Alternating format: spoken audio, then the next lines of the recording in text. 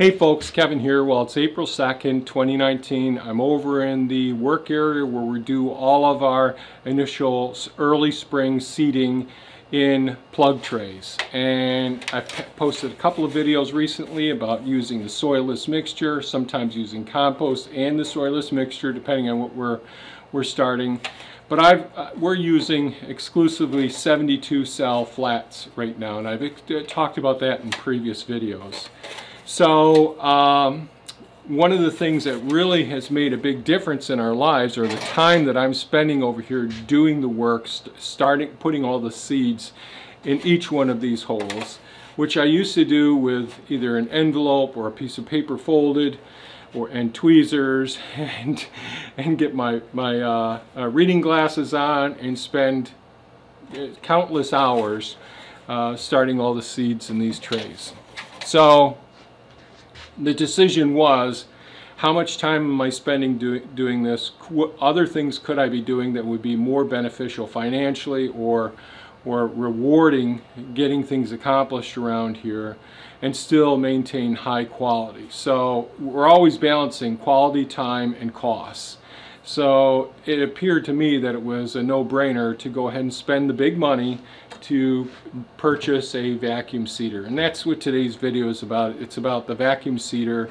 The vacuum seeder that I purchased is the Berry Seeder from the Berry Seeder Company.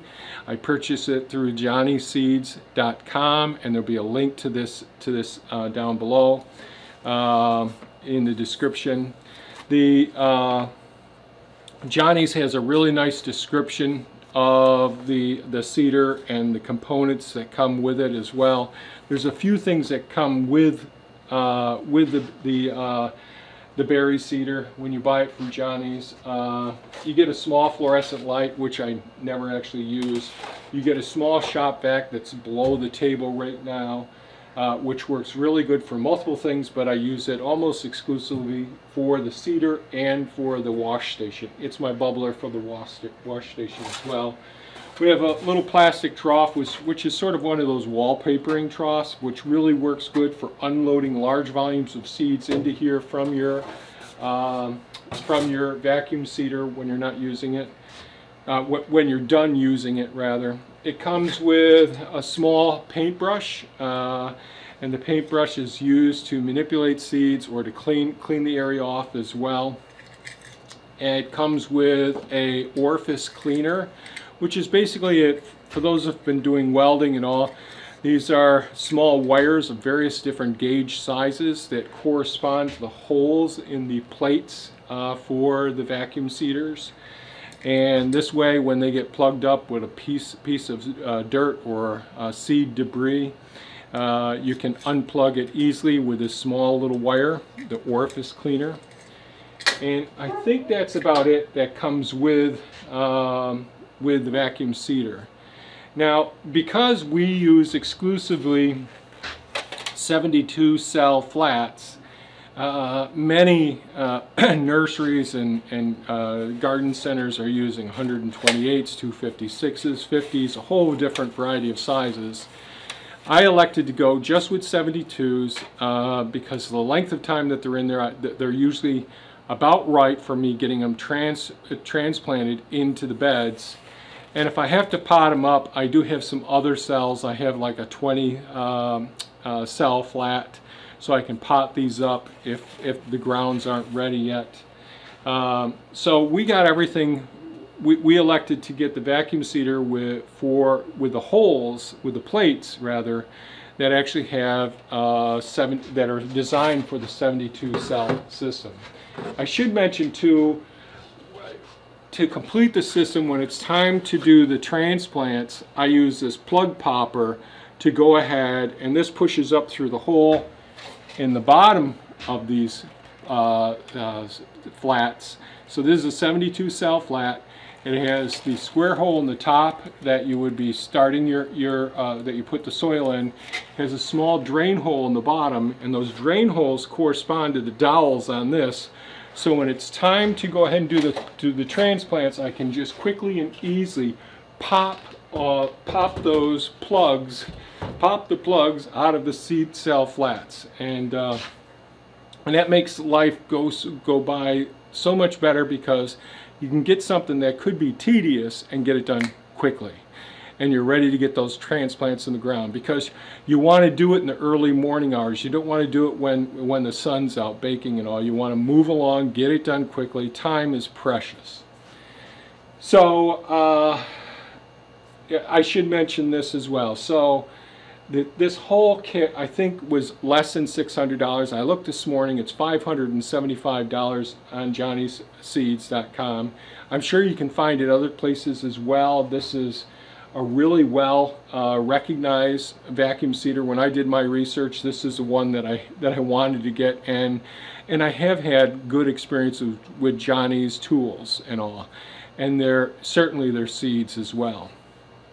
And I'm not sponsored by Johnny's. They aren't doing anything to help me out at this point, but I think their company's a really good company.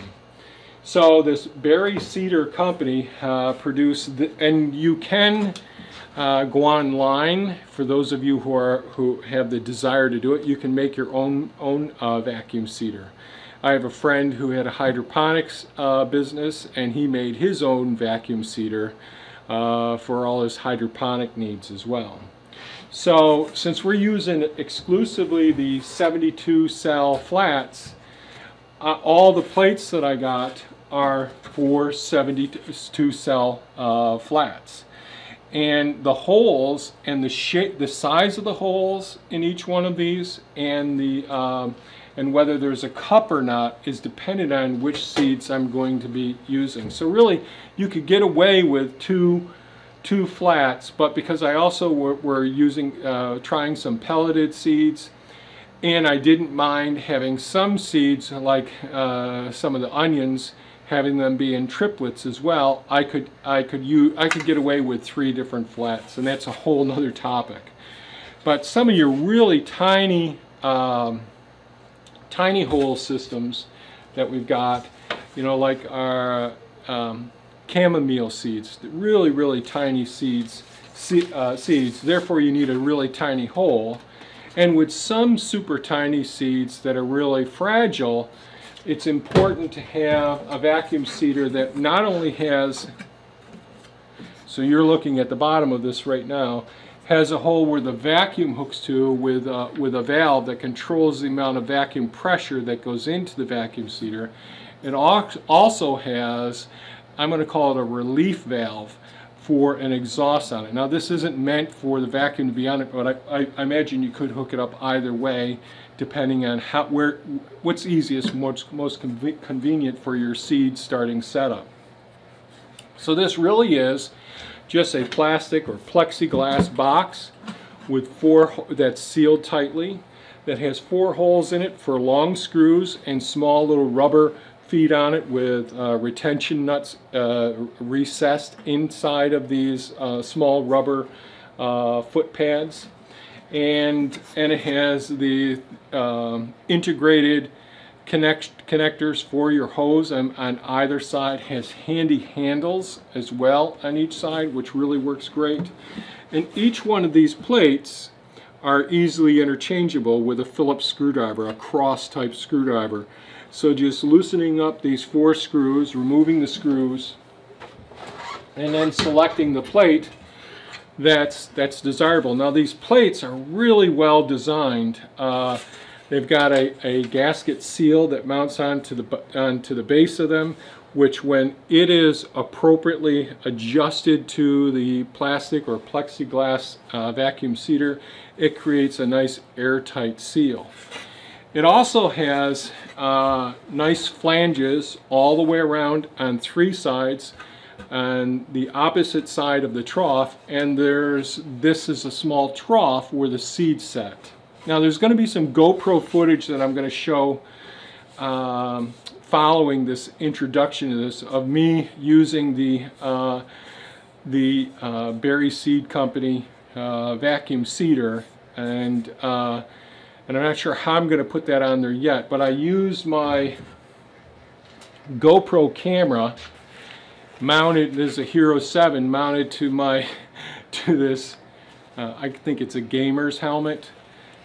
which I've been working on, trying to get it so that you could get a first-person perspective of some of the things I'm doing. I really wanted to have this for doing some of the pruning, doing the grafting, things that I'm doing right in front of my hands, and that camera can get pretty much the same perspective as my eyes as well. Unfortunately, the GoPro camera doesn't have good audio quality, so it's not nearly as good as this professional microphone on this camera.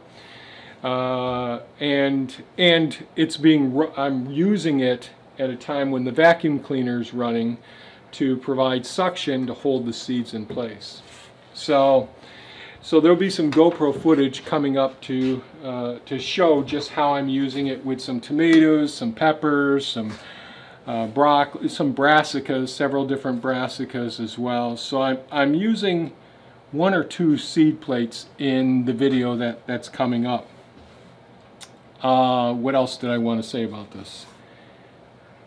Oh, now typically the pattern we want to use when we're using this is basically like a zigzag pattern, and you'll see me using it back and forth. So instead of going back and forth like this trying to get the seeds to go in, you're working it back and forth, sort of a rocking pattern, and you're making the seeds make a pattern something like this, and that way you're watching to see that the seeds adhere to the place. But you'll see me get the tray ready first. So a couple of key things. I always try to make sure, so you don't want to get dirt in your vacuum seeder plates. You only want the clean seeds in the plates. And so the soilless mixture is around the surface of this, so I always try to brush the surface off when I'm stacking them. And then when I stack them and press them down pretty firmly, because there's an impression made in the center of the lower tray when I do this, which makes a divot in the soilless mixture so that the seed can set there.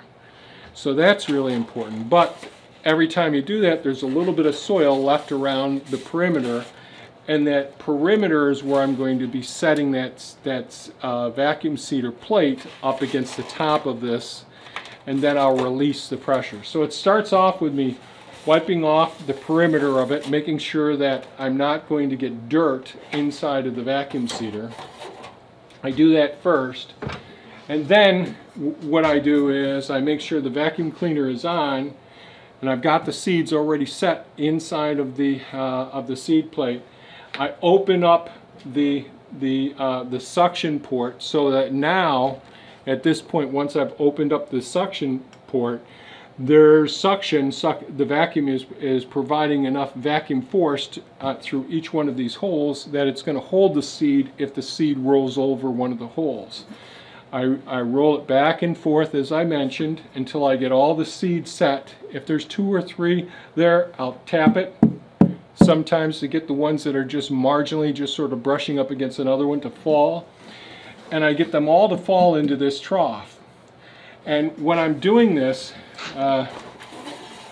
you'll see me hold it in such a way that the trough is on the lower side, and it's just easier for me to see that the seeds are all where I want them to be, and then I lay it down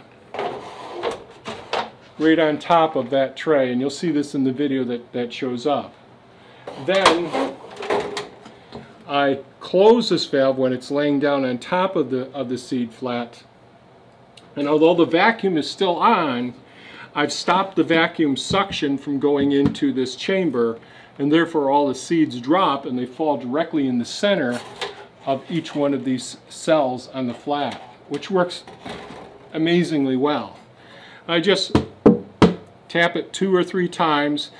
As long as this is clean and dry, you're not going to have a problem. If you're really working in a wet or moist environment where the humidity is really high, the soil or the seeds might be contaminated. But our seeds are kept cool, dry, and dark. Our soilless mixture, I wipe off the surface of it ahead of time, and I make sure that the seed plates are always nice, clean, dry, and hopefully I've got to come up with a case that'll hold all of these systems in it ultimately to store. So I think I've covered the whole process, and in the other videos you will have seen how I go ahead and water these systems, put them in the other trays that we've talked about. And sometimes I'll be putting a light coating of vermiculite over the surface as well. And there'll be more videos to come showing the rest of the process that I go through here. But hopefully next year, once I have the greenhouse finished, I'll have a wicking bed set up so that I won't be using the trays in the same way, and my watering time will be reduced, just like our seeding time has been reduced as well. So if you have any comments or questions, please leave them below. There are many great companies out there. I happen to like Johnny's seeds very much. I started buying their seeds years ago, then started buying some of their tools, and I've been very pleased. There are many great companies out there. I'm not trying to push just Johnny's, but I've had really good fortune with them as well. So what will follow are some GoPro footage. I'm not going to speed this up this time, so you can fast forward to different parts of the GoPro footage so you can see the different seeds that I use, the technique, and the wiping process as well.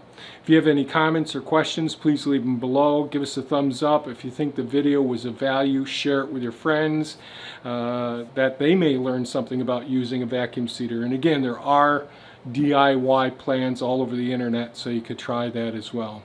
Thanks so much for watching, folks, and have a super fantastic day. Bye-bye now.